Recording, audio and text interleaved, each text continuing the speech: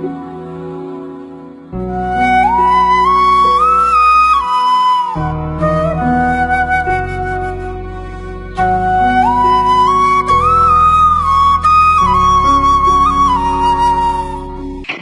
का काफी वर्णन किया और योग सिद्धांत की सभी बातें समझाने का पूरा प्रयत्न किया। आशा है जो नित्य नियम से सुनते रहे हैं उनके मनों के अंदर वो बात अवश्य समाई हुई होंगी और अपने आप को उस मार्ग में बढ़ाने का प्रयत्न करते रहते होंगे। आज मेरे मन के अंदर एक नया विषय आया हुआ है और उसका कारण केवल मात्र एक है। कुछ नौजवान लड़के इस प्रकार के प्रश्न करते रहते हैं। प्रश्न बहुत लंबे होते हैं। उन प्रश्नों के उत्तर के लायक तो वो लोग दिखाई नहीं देते, किंतु फिर भी मैं कोई बात नहीं, मुंडे मुंडे मतिर भिन्ना, हर एक प्राणी के मस्तिष्क में मतियां न्याय प्रकार की होती हैं। पता नहीं कौन व्यक्ति किस प्रकार से उस ऊंचे रास्ते के ऊपर निकल जाए,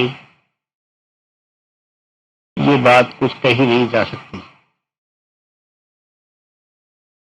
कईयों ने मुझसे प्राणायाम के विषय में जिक्र किया, बातें पूछी। योग दर्शन के अंदर समाधि प्राप्ति के बहुत से उपायों का वर्णन किया। उनमें से सबसे पहली बात, पहला जो है वो प्राणायाम ही लिखा है। प्रच्छर्दन विधारणाभ्याम व प्राणस्य, प्राणों को बाहर कुंभक करने से या अभ्यंतर कुंभक करने से योगी को समाधि लाभ हो जाया करती है।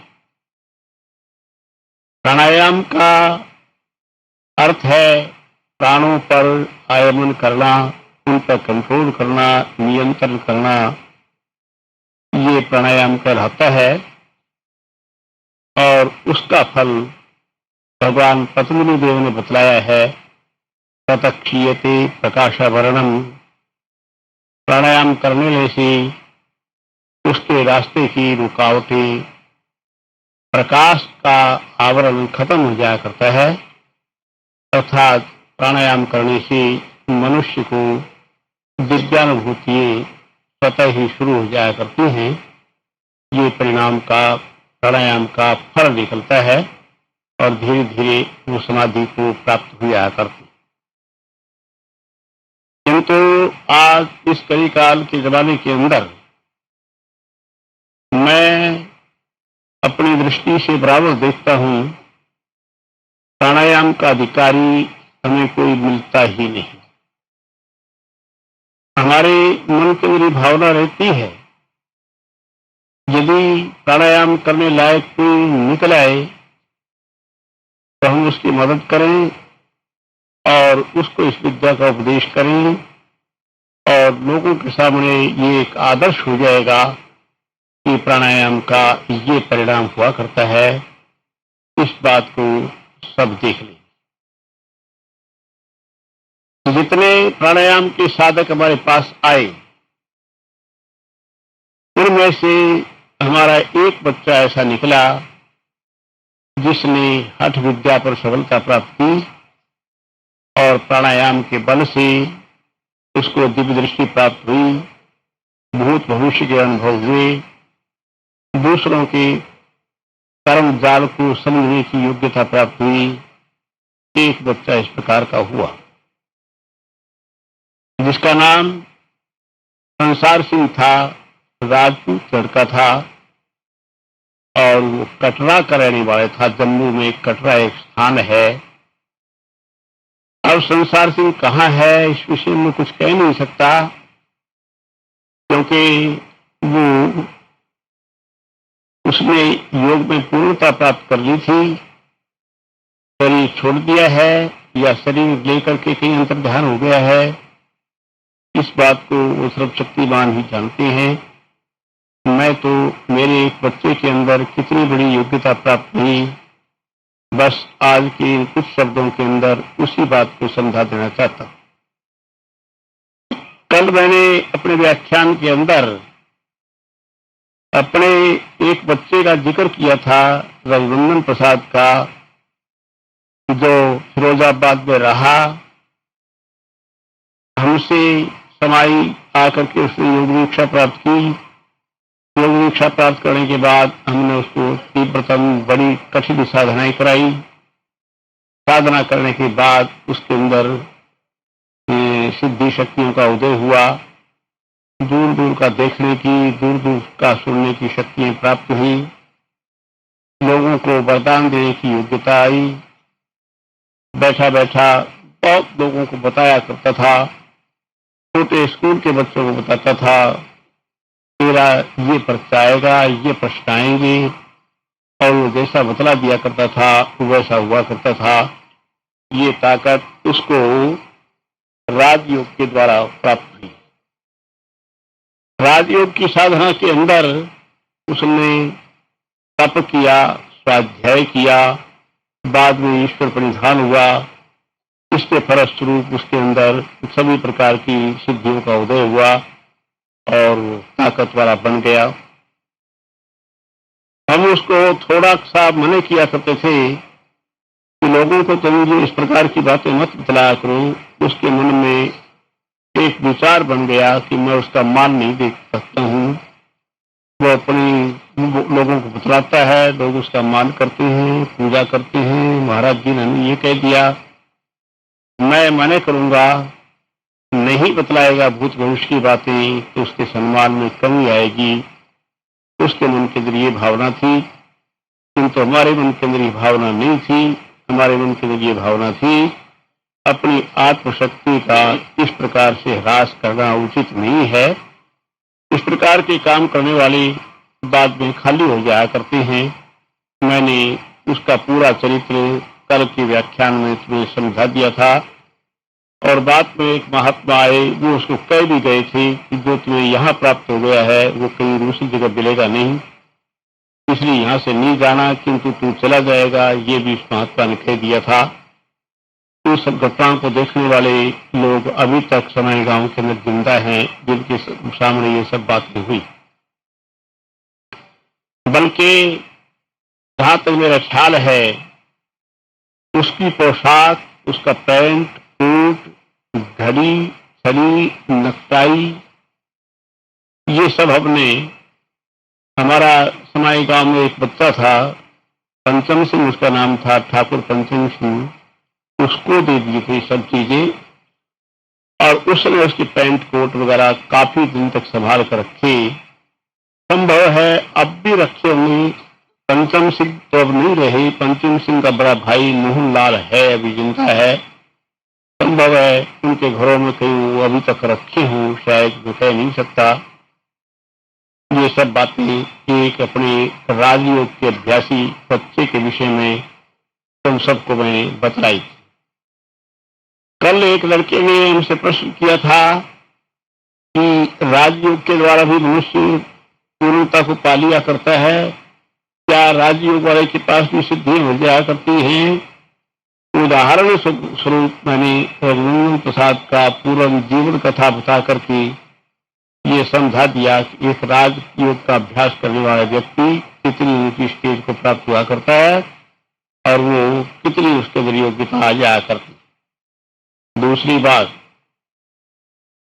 जो प्रश्न किया था प्राणायाम से क्या हो सकता है, प्राणायाम किस तरह किया जा सकता है, मैंने उसको उत्तर केवल एक शब्द में दे दिया कि प्राणायाम करने वाला महावीर्यवान होना चाहिए, पूर्ण संयमी होना चाहिए, ब्रह्मचारी होना चाहिए, वासना भोग से 1000 कोस दूर रहना चाहिए। ऐसा व्यक्ति ही प्राणायाम की तरफ बढ़ सकता है और सफलता की उच्चतम कोटि की ओर पहुंच सकता है। मैं उदाहरण के तौर पर अपने एक बच्चे का जिक्र करता हूं, जिसके विषय में तुम्हारे सामने कह दिया। संसार सिंह राजपूत लड़का था, कटरे का रहने वाला था। वहां के वासी उसके बारे में खूब अच्छी प्रकार से जान। संसार सिंह ने मेरा व्याख्यान संगरूर में सुना। जेल से आगे संगरूर एक स्थान है, वहां इसी प्रकार सत्संग चल रहा था। वो संगरूर में पढ़ता था, बीए की परीक्षा दे रहा था। अपनी छात्रावस्था के अंदर उसने व्याख्यान सुना और सुनने के बाद वो अपने विद्याध्ययन को छोड़ करके मेरे पास समाई गांव आया और उसने मुझसे आकर कहा कि मैं प्राणायाम करना चाहता हूं, आप मुझे प्राणायाम की शिक्षा दीजिए। मैंने उससे कहा, भाई देखो, प्राणायाम में तो काफी खर्च होता है, तुम कम से कम 1 पाव 1.5 पाव नित्य का घी खाया करोगे, 2-3-4 सेर दूध पिया करोगे। इस तरह के अभ्यास के साथ ही प्राणायाम सिद्ध हो सकता है। हमारे पास तुम रहोगे, हम तुम्हें रोटी खिला सकते हैं, घी दूध का प्रयोग तो अपना करना पड़े। उस समय स्थिति थी भी ऐसी। अब तो उस ज्ञान कर्ण प्रभु की कृपा से आश्रम का बहुत काफी विकास हो गया है और कोई उत्तराधिकारी हमें मिल जाए साधना करने लायक तो उसको खिला पिला भी सकते हैं, दूध भी पिला सकते हैं, घी के भी 2-4 क्रम तक खिला देंगे, कोई ऐसी बात नहीं। किंतु घी खा करके सोने वाले की हमें जरूरत नहीं।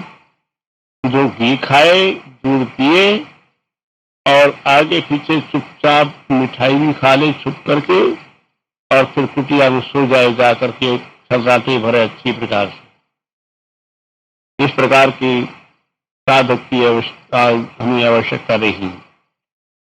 संसार सिंह मेरे पास आया। मैंने उसको कह दिया, यदि तुम साधना करना चाहते हो तो रुपए कमा करके लाओ और उसके बाद तुम प्राणायाम के लिए अपने घी दूध का प्रबंध करके लाओ। उसके बाद हम तो प्राणायाम की शिक्षा देंगे, इतनी देर नहीं देंगे। कर ले, अच्छा गुरुजी, मैं ऐसा ही करूं। मेरे पास से वो लौट गया। लौट करके उसने जा करके नौकरी कर ली, फौज में नौकरी की। फौज का एक सिपाही सेनानी बन गया। वो वहां कमाई करता रहा, धीरे धीरे पैसे अपने जमा करता रहा। भोजन तो वहां उसको मिलता ही था। धीरे धीरे उसने 2-3 वर्ष में 4-5-6 हजार रुपया, 8 हजार के करीब इकट्ठा कर लिया और वो रुपया इकट्ठा करके मेरे पास एक कनस्तर घी का लेकर के आया। गुरुजी, अब आप मुझे प्राणायाम की शिक्षा दीजिए। मैं आश्चर्य हुआ उसको देख करके। मैंने उससे पूछा, तुम कौन हो, कहां से आए हो? उसने मुझे बताया कि मैं आपका ही बच्चा हूं, मेरा नाम संसार सिंह है। मैं आया था, आपने कहा था पैसा कमा करके ला, घी खाना पड़ेगा, दूध पीना पड़ेगा, तो मैं अब घी लेकर के आया हूँ, पैसा भी कमा के लाया हूँ। जितना घी दूध कहेंगे मैं उतना खाता रहूंगा। आप मुझे प्राणायाम की शिक्षा दी। मैंने उसकी बात को गौर के साथ सुन लिया। उसके बाद मैंने उससे कहा, तुम मेरी आज्ञा को मानोगे? उसने कहा, अवश्य मानूंगा। तो मैंने उसको ऋषिकेश भेज दिया और भेज कर कहा, गंगा किनारे बैठ करके भगवान शिव के पंचाक्षरी मंत्र नमः शिवाय का जाप करो और वो कम से कम तुम 40 लाख जप करने के बाद फिर मेरे पास प्राणायाम की शिक्षा लेने के लिए आ जाओ। आज्ञा देते ही तत्काल वो चला गया। जाकर के ऋषिकेश की झाड़ियों में रह करके उसने तीव्रतम तप किया और पंचाक्षरी मंत्र को जप करके 40 लाख का मैंने अनुष्ठान उसकी दिन में लगाया था। 40 लाख मंत्र को जप करके फिर आया मेरे पास। जिला करनाल में एक गांव है जिसका नाम सालवड़ है, जहाँ की महात्मा ज्ञानीराम है। उस सालवड़ गांव के अंदर आया। कहने आप मुझे आप प्राणायाम की शिक्षा दीजिए। तब मैंने उसको बैठा करके प्राणायाम की विधि समझाई। प्राणायाम करने का तरीका मैंने उसको बतला दिया। उसको बतला दिया, मूलबंध लगाकर रखो और जिस समय तुम प्राण को भीतर की ओर आकर्षित करो उस समय जलंधर बंध लगाओ, जब प्राण को निकालो तब उद्यान बंध लगाओ। इतनी इतनी मात्रा से प्राणायाम करो। पहले प्राणायाम की मात्रा बढ़ाओ, उसके बाद धीरे धीरे प्राणायाम कुंभक की मात्रा बढ़ाओ। इस तरह बढ़ते बढ़ते तुम्हारा प्राणायाम बढ़ जाए। 20 प्राणायाम सुबह करो, 20 दोपहर को हो, 20 सायंकाल को हो, 20 अर्धरात्रि करो। ऐसे प्राणायाम का नियम उसका हमने बतला दिया और उसने वो काम करना आरंभ कर दिया। प्राणायाम वो करता रहा। प्राणायाम करते करते प्राणायाम के ऊपर जो खास परिणाम आया करता है वो उसके शरीर पर आया। प्राणायाम जिसमें कोई अभ्यासी आरंभ करता है तो पहला उसमें होता है साधन क्रम के अंदर उसके शरीर में कंप होता है। प्राणायाम करता है, शरीर कांपने लगता है। कंप हो जाने के बाद फिर उसको दार्दरी वृत्ति होती है। दार्दरी वृत्ति का अर्थ ये है जैसे मेंढक उछल उछल करके इधर उधर पड़ा करता है, यूं उछल गया, वहां पड़ गया, यूं पड़ गया, इसका नाम दार्दरी वृत्ति है। प्राणायाम करने वाले योगी को दूसरी श्रेणी दार्दरी वृत्ति की आती है और उसके बाद उसको पसीना वगैरह आने आरंभ करता है। प्राणायामी को पसीना जब आए तो उसके पसीने को शरीर पर ही मल देना चाहिए, शोषण कर देना चाहिए मालिश के साथ साथ। ये विधि है प्राणायाम की। इस प्रकार प्राणायाम करते करते मनुष्य का जब कुंभक बढ़ जाएगा, प्राण रुकने लग जाएगा, 2 घंटे का, घंटे 1.5 घंटे का, 2 घंटे का कुंभक हो जाएगा तो उस समय उसके सामने वो दृश्य आ जाएगा। ततः क्षीयते प्रकाशावरणम, प्रकाशावरण क्षय हो जाएगा। दूरदर्शन, दूर श्रवण की योग्यता उसके अंदर स्वाभाविक आ जाएगी। मेरे बच्चे संसार सिंह ने मेरी आज्ञा का पालन किया। मुझे कुछ इस प्रकार के हमारे साधक इस समय याद में आ रहे हैं जिन्होंने मेरी आज्ञा पर चल करके अपनी साधनाएं की। रघुनंदन प्रसाद का मैंने तुम्हारे सामने जिक्र कर दिया। आज मैं संसार सिंह का जिक्र कर रहा हूं, किंतु और भी साधक हैं जिन्होंने तीव्रतम साधनाएं की। कल हमारे बच्चे यहाँ पर विंध्यवासिनी को आए थे। वो यहाँ पर श्रीनगर में पहाड़ में, बर्फ की पहाड़ में हमारा एक बच्चा मिला, साधु था वो। उसने इन लोगों को स्वयं जय गुरुदेव की, भाई जी जय गुरुदेव, नंगा था और बर्फ में रहता था।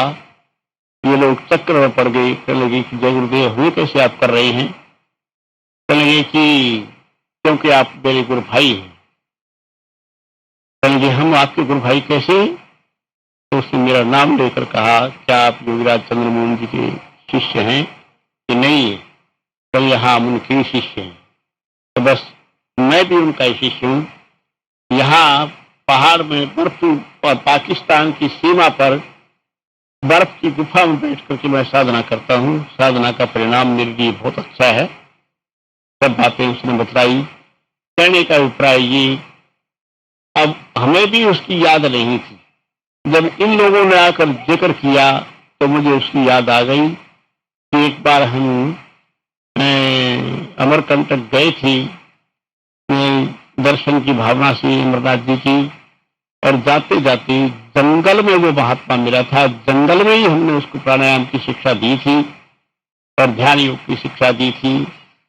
नीचे नदी बह रही थी, ऊपर घनघोर जंगल था, शेर चीते का। उसमें बैठ करके मैंने उसको साधना बतलाई थी और उसने तीव्रतम साधना करके अपने आप को सिद्ध बना लिया। साधना करते करते ऊंची स्थिति को पहुंच।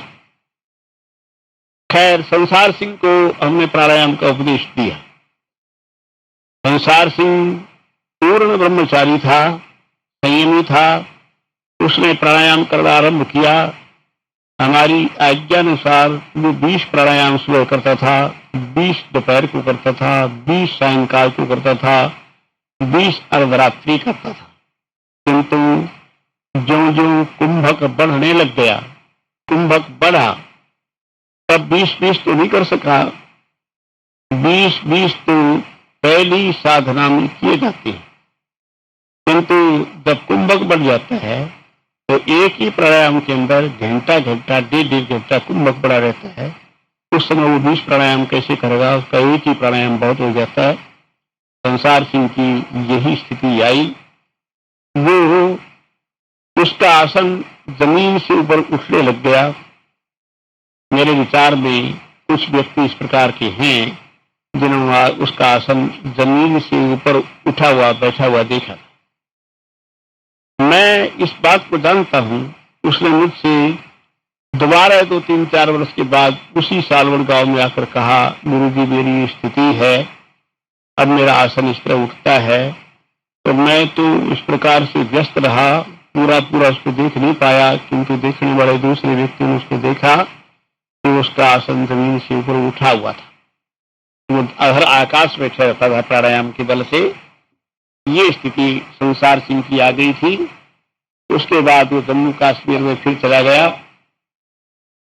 वहां जाने के बाद उसके अंदर सब प्रकार की सिद्धियों का उदय हो गया। हम एक बार जम्मू गए थे और वहां पर हम करणनगर में ठहरे थे। करणनगर में हमारे एक इंजीनियर हैं, RL Sharma, mechanical chief engineer, आजकल दिल्ली में रहते हैं। उनकी कोठी में करणनगर में ठहरे थे। हमने संसार सिंह को खबर कराई कि संसार सिंह हमारे पास आ जाए। उसके 2 भाई उसको लेकर के मेरे पास पहुंचे। नंगा था, आकर के वो मेरी गोद में बैठ गया। मैंने उससे कहा, संसार सिंह अब तुम बच्चे नहीं हो, तुम्हारा शरीर भारी है, अब तुम गोद में बैठो, नीचे बैठ। मेरे कहने से वो नीचे बैठ गया। नीचे बैठने के बाद उसके भाइयों ने मुझसे कहा कि गुरुजी ये सबको गालियां देता है, सबको ईंट पत्थर मारता है, हम लोगों को भी मारता पीटता है, इसी प्रकार से इसका पागलपन हटाओ, ये बिल्कुल पागल रहता है। उसका दूसरा भाई तत्काल बोला, गुरुजी बात ये बिल्कुल सत्य है, ये हम लोगों को पीटता है, किंतु गुरुजी हम आपके सामने झूठ नहीं बोलेंगे, एक बात सत्य बताएं। मैंने कहा बोलो, सत्य बात बताओ। कि भाई संसार सिंह हमारा भाई है, एक माँ बाप के हम बच्चे हैं।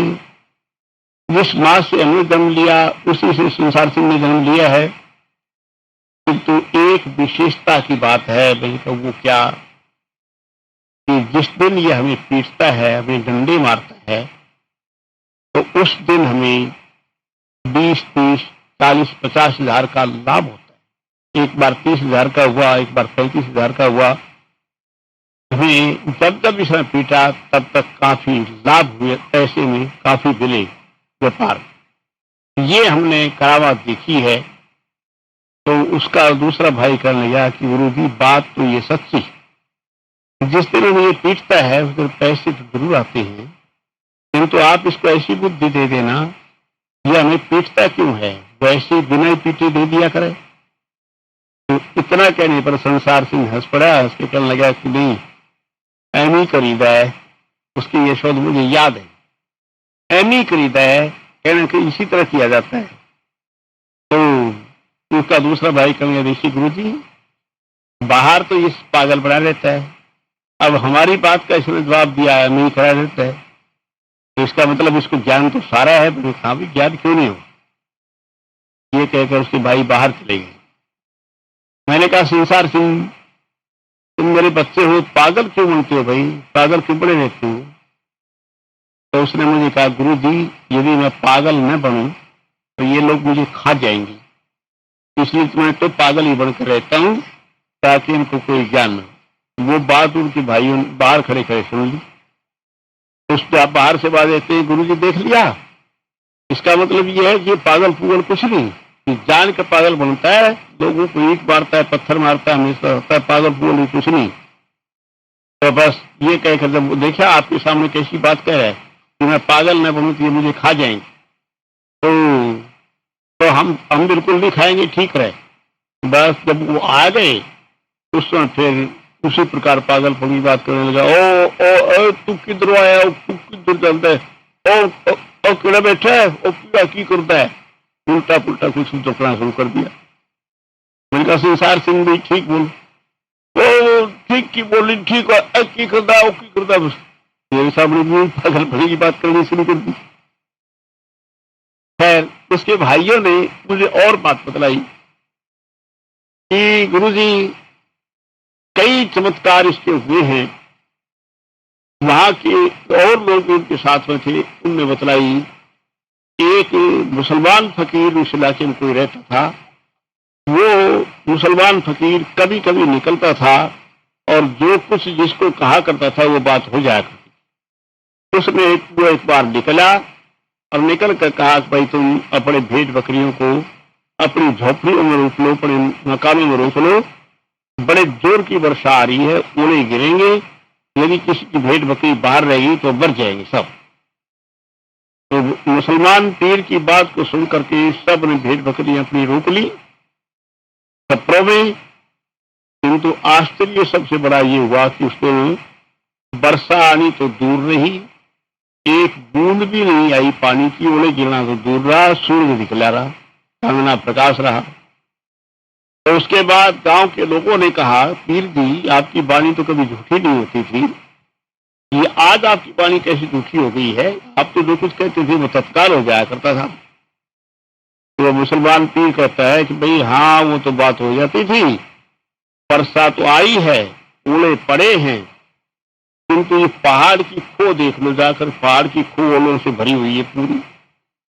वो देखने गए, पहाड़ की खो ओलों से भरी हुई थी।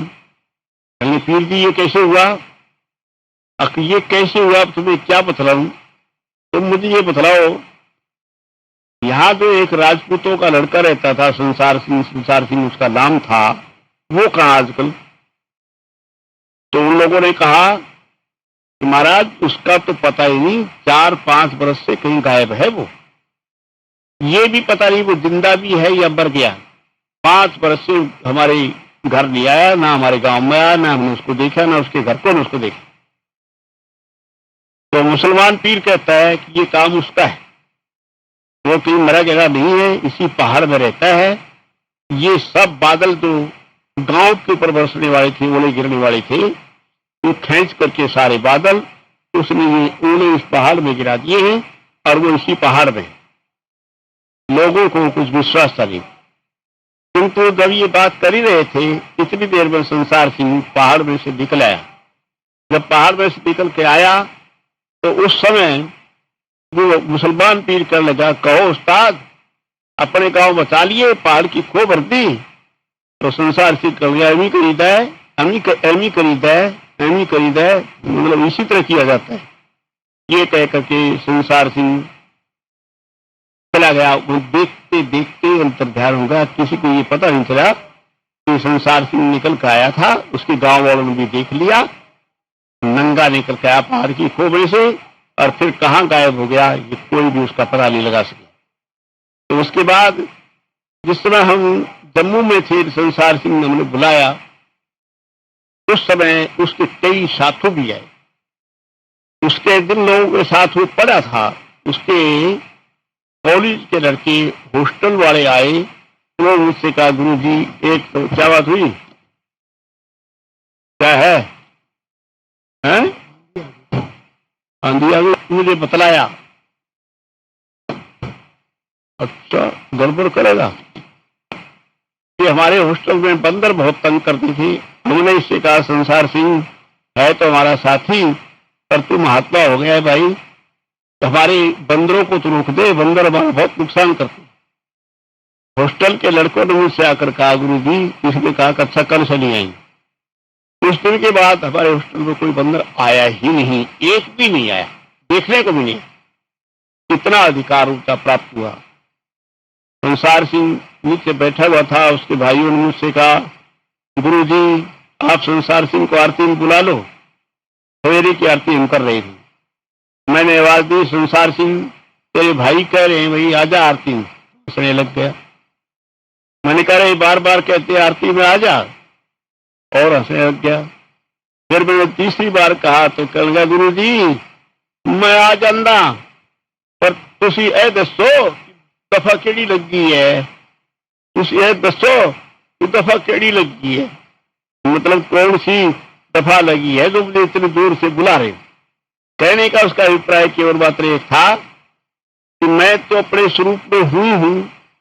एक योगी जो भीतर की स्थिति में प्राप्त हो जाता है, ध्यान मग्न हो जाता है, उसको यह आवश्यकता नहीं रहती कि वो आरती करे, पूजा करे, घंटी हिलाए, ये कुछ करने की उसको जरूरत नहीं रहती। वो अपने ध्यान में स्वयं मगन रहा करता है। तो इसलिए संसार सिंह ने कहा कि दफा केड़ी लगी है, तुसी सानू है दसो कि दफा केड़ी लगी है, मैं आ जाता। मैंने कहा दफा कोई नहीं लगी, तू वहीं बैठा रहे, बता बिल्कुल भी। क्या वहीं बैठा रहा। मेरा कहने का अभिप्राय ये, प्राणायाम का फल है ततक्षीयते प्रकाशावरणम। प्राणायाम करने से प्रकाश का आवरण खत्म हो जाता है, दूरदर्शन दूर श्रवण की योग्यता प्राप्त हो जाती है। किंतु कोई अधिकारी तो मिले, ऐसे नहीं देखा देखी सादे योग, सीधे काया बाले रोग। हमने अपने लंबे समय तक अभ्यास किया जाए, लगातार किया जाए और आदर पूर्वक अभ्यास को किया जाए, तब वो अभ्यास दृढ़ भूमि हुआ करता है। अब ये नहीं एक दिन कर लिया, कल छोड़ दिया, परसों फिर कर लिया, इस तरह अभ्यास परिपूर्ण नहीं होता। ततु दीर्घ काल नैरंत्रिय सत्कारा से तो दृढ़ भूमि भवती। लंबे समय तक लगातार किया हुआ आदर पूर्वक किया अभ्यास फल का दाता होता है। और उसके बाद भी वो करने वाला साधक उत्तमाधिकारी होना चाहिए। उत्तमाधिकारी हो जाने के बाद भी उत्तम वेग वाला होना चाहिए। जो आदमी ये सोच ले देहम व पातेयम कार्यम व साधेयम, मैं चाहे मेरा शरीर रहे या न रहे, मैं अपनी साधना को पूर्ण करूंगा, ऐसा दृढ़ता के साथ लगा रहता है, ऐसे लोग सफलता पाया करते हैं। जो आज कर लिया कल छोड़ दिया, वो ऐसे लोग सफलता को नहीं पाया करते। इसलिए मेरा कहने का अभिप्राय, अब बादल गड़गड़ गड़गड़ हो रहे हैं और आशा है भोजन भी तैयार हो गया होगा। मैं विशेष रूपक में मैंने समझाए। हमारे इस प्रकार के बच्चे काफी हुए जिन्होंने राजयोग की साधनाएं कर करके समाधि लगा ली, समाधि तक पहुंच गई, जंगलों में निकल गई। जैसा कि मैंने ये विंध्यवासिनी के देखे हुए महात्मा का उदाहरण को बताया था, जंगल में मिलता हुआ बताया था, रघुनंदन प्रसाद। उसके बाद श्याम बिहारी शुक्ल, जिसको सब प्रकार की ताकतें प्राप्त हुई। श्याम बिहारी शुक्ल हमारे पास लगभग समाई गांव में सन 42-44 के अंदर आया था। उसको हमने साधना में लगाया। श्याम बिहारी शुक्ल वो था जो हमारी पैरियों दबाया करता था। यूं मैं उससे कहता श्याम बिहारी क्या करते हो ये? वो कहता गुरु जी मैं नाड़ी देख कर दबाता हूँ, नाड़ी देख कर दबाता हूँ। थोड़ा बोलता था। उसका नाम था श्याम बिहारी शुक्ल, भिंड की तरफ का रहने वाला था। उसको हमने साधना में लगाया, साधना करता रहा। उसे दीक्षा लेने के बाद जंगलों में चला गया। उसको मिलने जुलने वाले सत्संगी अभी हैं जिनमें श्याम बिहारी शुक्ल के चमत्कार काफी मात्रा में देखे।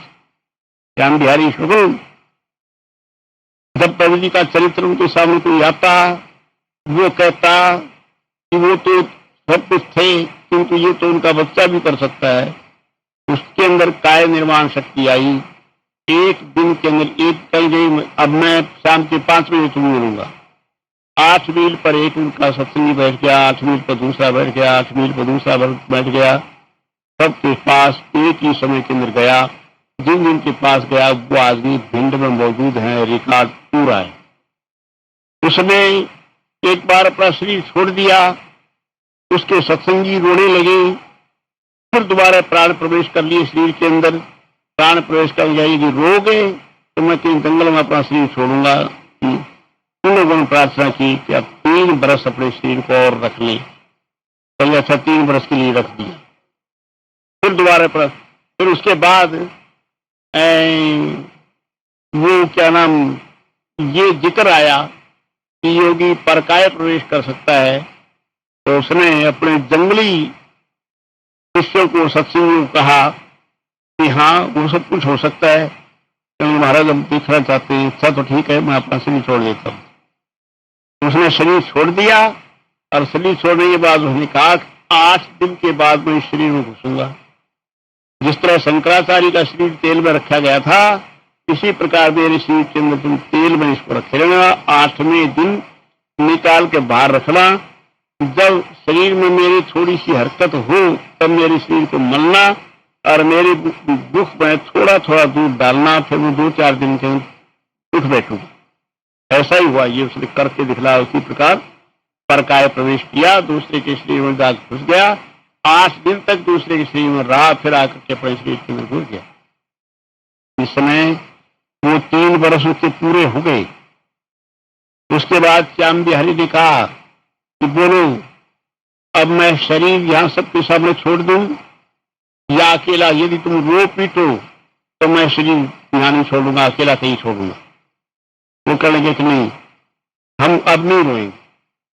तो उन्होंने, उसके गांव के, उसके कुटुंब के लोग भी कुछ आ गए थे, उन्होंने कहा अच्छा मैं अब मेरे लिए चिता तैयार करूं, मैं अब शरीर छोड़ देता हूँ। चिता में बैठ करके छोड़ू या तुम्हारे सामने वैसे छोड़ू? कल नहीं, हम रखेंगे चिता में। कह करके उसने शरीर छोड़ा और अपने भविष्य में जन्म कहा होगा उसका भी थोड़ा संकेत कर दिया। इस प्रकार से श्याम बिहारी शुक्ल आदियों के अंदर बड़ी बड़ी ताकतें पैदा हुई। भिंड के अंदर श्याम बिहारी शुक्ल की कथाएं व्याप्त हैं। उसके सत्संग में रहने वाले साधु लोग अब भी उसको जानते हैं। ये सब घटनाएं उन लोगों ने मुझे बतलाई। कहने का अभिप्राय केवल मात्र एक है, जो दृढ़ संकल्प से लग जाता है। पहली बात तो ये कि लगने वाला परम वीर्यवान होना चाहिए, महावीर्यवान, परमोत्साही होना चाहिए, और दूसरे दृढ़ संकल्प होना चाहिए कि वो विचार को बदले नहीं। उसके मन में ये संकल्प रह जाए, देहम व पातेयम कार्यम व साधेयम, मैं अपने शरीर को भले खोजूं कर लूं। ऐसी कोई बात नहीं। जो इस प्रकार करेगा, योग दर्शन के सिद्धांतानुसार मृदुमध्याधिमात्रत्वात् तत्व विशेष है। एक तो मंदोत्साही होता है, एक बीच के उत्साह वाला होता है, एक तीव्र उत्साह वाला होता है। उत्तम अधिकारी हो, तीव्र लगन वाला हो, सत्कार आदर पूर्वक अभ्यास करता चला जाए तो उसको सफलता मिल जाती है और वो सिद्ध कोटि के अंदर परिवर्तित हो जाएगा। तो तुम सब प्रयाग में आए और श्री आनंद प्रभु जी के स्वरूप के दर्शन रोज करते हो। मैं अपने मुख से बार बार कहता हूँ, श्री प्रभु जी नेपाल हिमालय के अंदर बैठे हुए अपने बच्चों को देखते रहते हैं। ये नहीं समझना कि प्रभु जी कहीं चले गए हैं। मैं अपने कल के व्याख्यान में बताऊंगा कि प्रभु जी के देहावसान के बाद कितने लोगों को स्थूल दर्शन हुए, कितने लोगों को प्रभु जी ने सिद्धि शक्तियों के वरदान दिए। अब लंबा समय इस समय नहीं बढ़ाता, कल के व्याख्यान में तुम्हें बताऊंगा कि श्री प्रभु जी की कृपाएं कहाँ कहाँ किस प्रकार से प्रत्यक्ष में लोगों ने देखे और उनका आशीर्वाद पा करके लोग सिद्धि शक्तिमान बन गए, जंगलों में निवास करने लग गए। ऐसी बातें मैं अपनी कल के व्याख्यान में समझाऊं। इसलिए तुम भगवान की उक्ति के उस श्लोक को याद रखो, हृदय मध्यम सुलभम सुदुर्लभम प्रवम सुकल्पम गुरुकर्णधारम मया अनुकूले नभस्वतेरितम पुमान भवाब्धिम न तरेत सात्महा। जिसको सुंदर सुदृढ़ शरीर मिल जाए और जिसके अंदर, जिस शरीर में कोई बीमारी ना हो और कर्णधार कोई गुरु मिल जाए अच्छी, और मया अनुकूल नभस्वतेरितम, भगवान कहते हैं मैं पीछे की अनुकूल हवा बन जाऊं। इतने साधन प्राप्त हो जाने के बाद भी पुमान भवाब्धिम न तरेत, यदि फिर मनुष्य संसार सागर को नहीं तरता तो आत्मा वो आत्मा प्यारा है। इसलिए अपने मनुष्य जीवन को सफल बढ़ाओ। जैसा कि अभी महात्मा ज्ञानी राम भजन गा रहे थे, हमारी वो ये लखन मुनि, अब ये लखन जानते हैं कि तो अब लखन मुनि है, खैर मुनि कह देंगे, कोई बात नहीं। इसने कितना वैराग्य का भजन गाया था कि इस प्रकार से मनुष्य जीवन को सफलता की ओर ले आना चाहिए। इसलिए जो जो मंत्र, तुम प्राणायाम आदि की बात छोड़ो, प्राणायाम करने वाला कोई अधिकारी मिलेगा तो हम उसको करा ही लेंगे। एक मिल गया तो कोई, वैसे बातें करने वाले काफी मिल जाते हैं, करने धरने वाला कोई नहीं मिलता। निकलेगा कोई करने वाला तो हम करा देंगे, हो जाएगा, बिल्कुल सफलता मिल जाएगी। नहीं तो बस ये रास्ता है, दो रास्ते हैं। एक तो ये यत्र मनो लीयते तत्र प्राणों पे लिए थे, जहां मन लय हो जाता है वहां प्राण लय अपने आप हो जाता है। और दूसरी बात, यत्र प्राणों लिए थे तत्र मनो पे लिए थे, जहां प्राण लय होता है वहां मन लय हो जाता है। प्राणायाम करोगे तो मनोलय हो जाएगा, मनोलय करोगे तो प्राणायाम खुद हो जाएगा। हमने अपने ऐसे साधक देखे हैं जिनको राजयोग का अभ्यास दिया गया, राजयोग करते करते उनको कुंभक होने लग गया, कुंभक होकर दारिद्र्य वृत्ति हुई। ऐसे भी हमारे पास बहुत से रिकॉर्ड हैं। 5 विध प्राणों पर उन्होंने पूरा कंट्रोल प्राप्त किया और सिद्धि शक्तिमान बन गई।